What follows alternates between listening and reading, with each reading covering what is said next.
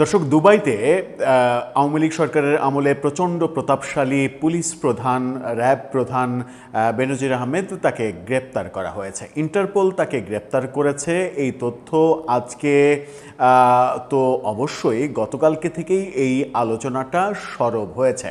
এই আলোচনা গতকালকে গ্রেপ্তারের পর থেকে দুপুরের পরে যখন প্রথম ডেইলি স্টার কনফার্ম করে এবং পরবর্তীতে সংসদে স্বরাষ্ট্রমন্ত্রী এটা নিয়ে কথা বলেন এবং তিনিও কনফার্ম করেন, তখন থেকে আলোচনার ডালপালা মেলতে শুরু করে যে ইন্টারপোল কিভাবে বেনজির আহমেদকে গ্রেপ্তার করলো, কেন গ্রেপ্তার করলো, ইন্টারপোলের রেড তালিকায় বাংলাদেশের আর কে কে আছে, এই আলোচনাগুলো সামনে এসেছে।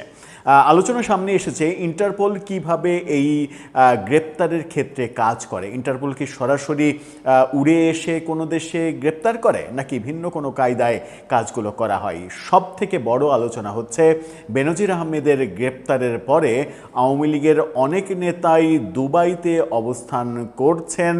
এই তথ্য যখন আমরা জানি, তখন তাদেরকেও কি গ্রেপ্তার করা হবে, সেই আলোচনা চতুর্দিকে উঠেছে। বাংলাদেশে সাপ্তাহিক ব্লিটসের সম্পাদক সালাউদ্দিন শোয়েব চৌধুরী, তিনি ফেসবুকে এটা নিয়ে খুবই গুরুত্বপূর্ণ একটা পোস্টও দিয়েছেন, আমাদের চোখে পড়েছে। সব মিলিয়ে আমরা চলুন আলোচনা করে বোঝার চেষ্টা করি বেনজির আহমেদের গ্রেপ্তারের সঙ্গে আওয়ামী লীগের সম্পর্ক কতটা, যেটা এর আগের ভিডিওতে বলেছি, এবং এই বেনজির আহমেদের পরে আর কে কে গ্রেপ্তার হতে পারেন দুবাইতে কিংবা বিভিন্ন দেশে। গ্রেপ্তার যখন বিএনপি সরকারের আমলে হলো, তখন বাংলাদেশের বর্তমান বিরোধী দল তারাই বা এই গ্রেপ্তার নিয়ে কি বলছে। থাকবেন পলিটিক্স টিভির নিয়মিত আয়োজনে।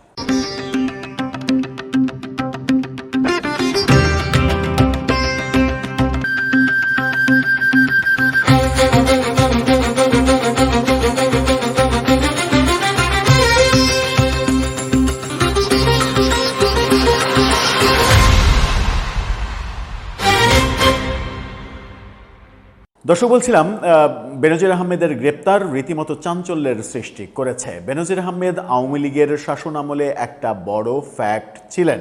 এটা যারা অস্বীকার করে তাদের রাজনৈতিক প্রজ্ঞা হয়তো ততটা গাঢ় নয়। আগের ভিডিওতে আমরা বলেছিলাম যে বেনজির আহমেদ গ্রেপ্তার আওয়ামী লীগের জন্য একটা বড় ধাক্কা। এটাতে অনেক দর্শক মন্তব্য করেছেন। সেই মন্তব্যগুলো দেখে মনে হয়েছে যে তারা হয়তো আওয়ামী লীগ করেন। তাদের মনে প্রশ্ন জেগেছে যে বেনজির আহমেদের সঙ্গে আওয়ামী লীগের কী সম্পর্ক, বেনজির আহমেদ গ্রেপ্তার হলে আওয়ামী লীগ কেন ধাক্কা খাবে। তাদের জ্ঞাতার্থে ছোট্ট করে একটু বলে রাখি যে আওয়ামী লীগের রাজনীতির সঙ্গে বেনজির আহমেদের সম্পর্ক, এটা যদি আপনি বুঝেও না বোঝার মতো কথা বলেন তাহলে তো কিছু বলার নেই। আর যদি না বুঝে থাকেন তাহলে আমার মনে হয় যে রাজনীতির ABCD নিয়ে আরেকটু সচেতন হলে ভালো হয়। আওয়ামী লীগের আমলে প্রচণ্ড প্রতাপশালী এবং শেখ হাসিনার খুবই আস্থাবান এই ব্যাপারগুলো আমরা যেমন দেখেছি, তেমনি বড় বড় অনেক ঘটনায় এই বেনজির আহমেদের সম্পৃক্ত হওয়া, আওয়ামী লীগের পারপাস সার্ভ করা, গোপালগঞ্জে বাড়ি সেই ইস্যুটা কাজে লাগানো, এরকম নানা আলোচনা কিন্তু দেখেছি। শুধু আলোচনা না, আলোচনার বাস্তবতাও কোনো কোনো ক্ষেত্রে আমরা দেখেছি। সুতরাং আওয়ামী লীগের রাজনীতির সঙ্গে বেনজির আহমেদের সম্পর্ক নেই, এটা যারা ভাবেন তারা বোধহয় একটু বেশি বলে ফেলছেন কিংবা মন্তব্য করে ফেলছেন। তারপরেও আমরা আপনাদের সেই মন্তব্যের প্রতি শ্রদ্ধা জানাতেই চাই। আমরা মূলত এই ভিডিওতে আলোচনা করতে চাই যে বেনজির আহমেদই কি প্রথম এবং শেষ, নাকি এই তালিকায় আরও অনেকের নাম আছে যারা গ্রেপ্তার হতে চলেছেন। আমরা দেখেছি ব্লিটসের সম্পাদক সালাউদ্দিন শোয়েব চৌধুরী, তিনি ফেসবুকে একটা পোস্ট দিয়েছেন। সেই পোস্টে তিনি দাবি করছেন যে বেনজির আহমেদের পরে দুবাইতে অবস্থানরত আওয়ামী লীগের ডাকসাইটে নেতা, নারায়ণগঞ্জের সবথেকে বড় নেতা শামীম ওসমান, তিনিও গ্রেপ্তার হতে চলেছেন। তার নাম কি ইন্টারপোলের রেড নোটিসে আছে? আমরা নিশ্চিত নই। ইন্টারপোলের রেড নোটিসে কাদের নাম আছে, ইন্টারপোল কিভাবে কাজ করে, দুবাইয়ে বেনজির আহমেদের গ্রেপ্তারের ক্ষেত্রে কি কি ঘটলো সেটা নিয়ে আলোচনায় সূত্রপাত করি চলুন।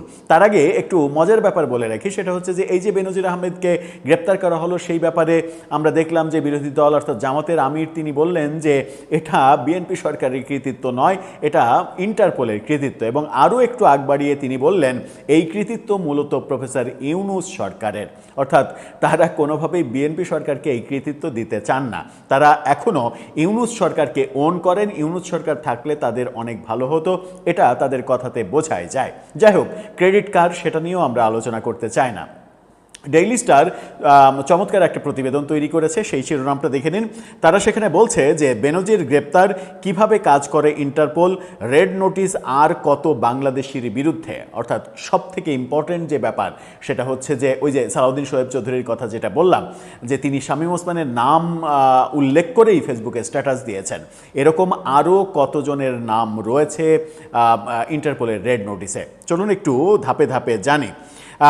বিশ্বের বৃহত্তম আন্তর্জাতিক পুলিশ সংস্থা ইন্টারপোল, যার সদস্য সংখ্যা 196টি, 196টা দেশ এই ইন্টারপোলের সদস্য রাষ্ট্র। ইন্টারপোলের মূল কাজ বিশ্বজুড়ে অপরাধীদের নেটওয়ার্ক ধ্বংস করা এবং বিভিন্ন দেশের পলাতক আসামিদের খুঁজে বের করতে সহযোগিতা করা। সেই ক্ষেত্রে তারা সরাসরি হেড অফিস থেকে এসে এই গ্রেপ্তার কাজ করে না, যে দেশে আসামি আছে সেই দেশের পুলিশের সহযোগিতা নিয়ে সেই পুলিশকে দিয়ে তারা এই গ্রেপ্তার কাজটা করে এবং সংশ্লিষ্ট কর্তৃপক্ষের কাছে পরবর্তীতে সেই দেশের পুলিশ যদি বন্দি বিনিময় চুক্তি থাকে তাহলে সেই অনুযায়ী আসামিকে হস্তান্তর করে। সেই ক্ষেত্রে দুবাইয়ের কাছ থেকে বেনজির আহমেদকে ফিরিয়ে আনার চেষ্টা বিএনপি সরকার করছে, এটা সংসদে গতকালকে স্বরাষ্ট্রমন্ত্রী জানিয়েছেন। ইন্টারপোলের রেড নোটিশ থাকা বাংলাদেশ পুলিশের সাবেক মহাপরিচালক বেনজির আহমেদকে গ্রেপ্তার যখন করলো সংযুক্ত আরব আমিরাতের দুবাই পুলিশ, মানে প্রকাশ্যে আসার পর থেকে ঘটনাটা, রেড নোটিশের ভিত্তিতেই ইন্টারপোল বেনজিরকে আটক করেছে। স্বরাষ্ট্র মন্ত্রণালয়কে অনুরোধ জানানো হয়েছিল এই ব্যাপারে, এই তথ্যগুলো আমরা জানতে পারছি।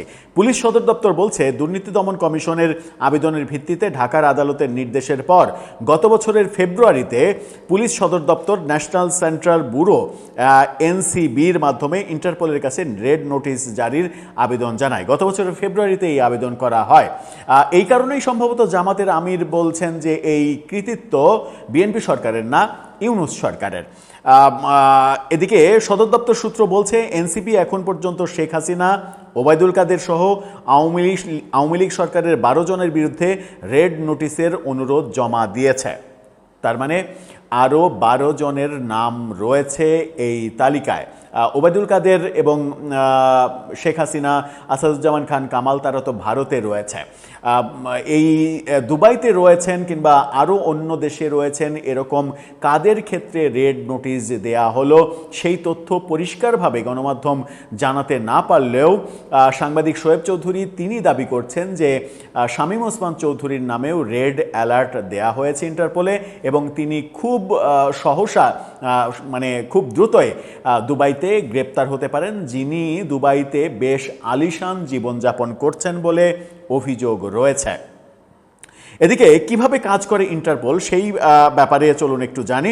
ইন্টারপোলের ওয়েবসাইট থেকে জানা যাচ্ছে পুলিশের তদন্ত সংক্রান্ত তথ্য আদান প্রদানের জন্য সদস্য দেশগুলো একে অপরের সঙ্গে এবং ইন্টারপোলের জেনারেল সেক্রেটারিয়েট বা সাধারণ সচিবালয়ের সঙ্গে যৌথভাবে কাজ করে। সদস্য দেশগুলোতে একটি করে Interpol national centre bureau NCB বা জাতীয় কেন্দ্রীয় ব্যুরো থাকে, যা সেই দেশের জাতীয় পুলিশকে বৈশ্বিক নেটওয়ার্কের সঙ্গে যুক্ত করে। সদস্য দেশগুলো প্রতি বছর তাদের নীতি, কাজের পদ্ধতি এগুলো নিয়ে তারা আন্তর্জাতিকভাবে আদান প্রদান করে। ইন্টারপোল যে কাজগুলো করে সেটা হচ্ছে অপরাধের তথ্য আদান প্রদান করে, তদন্তে সহযোগিতা করে। এনসিপির যে গঠন, সেই গঠন প্রক্রিয়ায় বলা হচ্ছে কোনো দেশের পুলিশ বাহিনীর উচ্চ প্রশিক্ষণপ্রাপ্তদের একটি অংশ এতে কর্মরত থাকে। কাঠামোগতভাবে এনসিপি কাজ করে দেশের পুলিশ প্রধানের সঙ্গে। সংস্থাটি দেশের আইন শৃঙ্খলা রক্ষাকারী বাহিনীকে তাৎক্ষণিক আইনি ব্যবস্থা নেওয়ার নির্দেশ দিতে পারে। ইন্টারপোলের রেড নোটিসে আমরা যেটা দেখছি সেটা হচ্ছে যে অনেকের নাম আছে কাদের বিরুদ্ধে ইন্টারপোলের রেড নোটিস জারি করা আছে বাংলাদেশে। তার মধ্যে রয়েছে যুদ্ধাপরাধী, শীর্ষ সন্ত্রাসী, রাজনৈতিক হত্যাকাণ্ডের আসামি ও বড় ধরনের আর্থিক কেলেঙ্কারিতে অভিযুক্তরা এই লিস্টে রয়েছে। ইন্টারপোলের ওয়েবসাইটে বর্তমানে ৬,৪৪২ জনের বিরুদ্ধে এই রেড নোটিস রয়েছে, যার মধ্যে বাংলাদেশের আছেন ৫৯ জন। বাংলাদেশের ৫৯ জন ইন্টারপোলের রেড নোটিসে রয়েছে, যার মধ্যে বিগত আওয়ামী লীগ সরকারের পতনের পরে ১২ জনের নাম অন্তর্ভুক্ত হয়েছে। কারা রয়েছেন ইন্টারপোলের রেড নোটিসে? রয়েছেন হত্যা মামলার অভিযুক্ত আসামি রাজু ঢালির নাম রয়েছে, সিঙ্গাপুর থেকে তার নামে রেড নোটিস জারি করা হয়েছিল। ৪ নম্বরে রয়েছে রবিউল ইসলাম ওরফে আরাব খান। দুবাইতে স্বর্ণ ব্যবসা করে, বাংলাদেশের একজন, বাংলাদেশ থেকে পালিয়ে গিয়ে সেখানে স্বর্ণ ব্যবসা করে, চোরাচালানের কাজ করে, এরকম অভিযোগে তার বিরুদ্ধে রেড নোটিস জারি করা হয়েছিল, যিনি সোশ্যাল প্ল্যাটফর্মে এসে বেশ ভাইরাল কর্মকাণ্ড করেছিলেন। দুবাই প্রবাসী এই স্বর্ণ ব্যবসায়ীর বিরুদ্ধে ঢাকায় এক পুলিশ পরিদর্শককে হত্যা মামলার অভিযোগে রেড নোটিস জারি করা হয়েছিল। তালিকায় আছে চট্টগ্রামে ৮ হত্যা মামলার আসামি ৪৭ বছর বয়সী সাজ্জাদ হোসেনের নাম। আরও আছে শীর্ষ সন্ত্রাসী কালা জাহাঙ্গীর, প্রকাশ, জিসান, গোলাম ফারুক, অভির নাম। এছাড়া বঙ্গবন্ধু হত্যাকাণ্ডের মামলায় সাজাপ্রাপ্ত পলাতক আসামি আব্দুর রশিদ, শরীফুল হক ডালিম, ৭১-এর মানবতা বিরোধী অপরাধে দণ্ডিত আবুল কালাম আজাদ, সৈয়দ হাসান আলীর নাম। আবুল কালাম আজাদ যদিও তিনি এখন দেশে অবস্থান করছেন, মাঝখানে তিনি পাকিস্তানে ছিলেন। শেখ হাসিনা সরকার পতনের পরে বীর দর্পে তিনি আবার দেশে এসেছেন এবং আদালত থেকে জামিনও সম্ভবত পেয়ে গেছেন, খালাস পেয়েছেন কিনা জানি না। ইন্টারপোলের এই যে কার্যক্রম, এই কার্যক্রমে আমরা যখন দেখছি যে বাংলাদেশিদের ৫৯ জনের নামের তালিকা রয়েছে, সেখানে শেখ হাসিনা সরকারের নামের তালিকা রয়েছে অন্তত ১২ জন। শেখ হাসিনা সহ শেখ হাসিনার নামও রয়েছে। বেনজিরের নাম ছিল, বেনজির গ্রেপ্তার হলেন। এখন দেখার বিষয়, দুবাইতে আমরা নিশ্চিত করেই জানি, বিভিন্ন কর্মকাণ্ড এবং গণমাধ্যমের খবর অনুযায়ী জানি, শামীম ওসমান দুবাইতে অবস্থান করছেন। শামীম ওসমানকে যদি সরকার ইন্টারপোলকে দিয়ে গ্রেপ্তার করিয়ে ফেলে, তাহলে এটা আরেকটা বড় ঘটনা ঘটবে আওয়ামী লীগের রাজনীতির জন্য। আজকে হয়তো আওয়ামী লীগ যারা করেন তারা মনে করছেন যে এটা তাদের কাছে ভালো লাগছে না, এই বক্তব্যগুলো কিংবা এই পর্যালোচনাগুলো ভালো লাগছে না। ভালো লাগার কারণও নেই। বেনজির আহমেদ আওয়ামী লীগের আমলে যে কর্মকাণ্ডগুলো করেছেন সেগুলো তো খুব একটা সুখকর কর্মকাণ্ড না। অনেকেই ফেসবুকে লেখালেখি করছেন বেনজির আহমেদ এই কাজ করেছেন, ওই কাজ করেছেন, প্রশংসার বাণীগুলো শোনাচ্ছেন। আবার অনেকে তার বিরুদ্ধে ওঠা দুর্নীতি এবং সাম্রাজ্য তৈরি করার যে সকল খবর, সেই খবরগুলোও আবার নতুন করে সামনে নিয়ে আসছেন। সুতরাং বেনজির আহমেদের সঙ্গে আওয়ামী লীগের রাজনীতির সম্পর্ক আছে, এই কথা মানতে যারা একটু অস্বস্তি বোধ করছেন, তাদের জন্য কি বলবো, যে সত্য কথন বিশ্বাস করাটা একটু বেশি কষ্টকর হবে। হ্যাঁ, ব্যাপারটা আপনাদের জন্য বিপর্যয়কর, কিন্তু আমার মনে হয় যে সত্য উপলব্ধি করলে আপনাদেরই তাতে একটু আধটু লাভ হবে, কারণ সত্য উপলব্ধির মাধ্যমেই মানুষ প্রকৃত পথে যেতে পারে, ভুল পথটাকে ত্যাগ করতে পারে। দর্শক, আপনার মতামত জানিয়ে লিখতে পারেন আমাদের কমেন্ট বক্সে।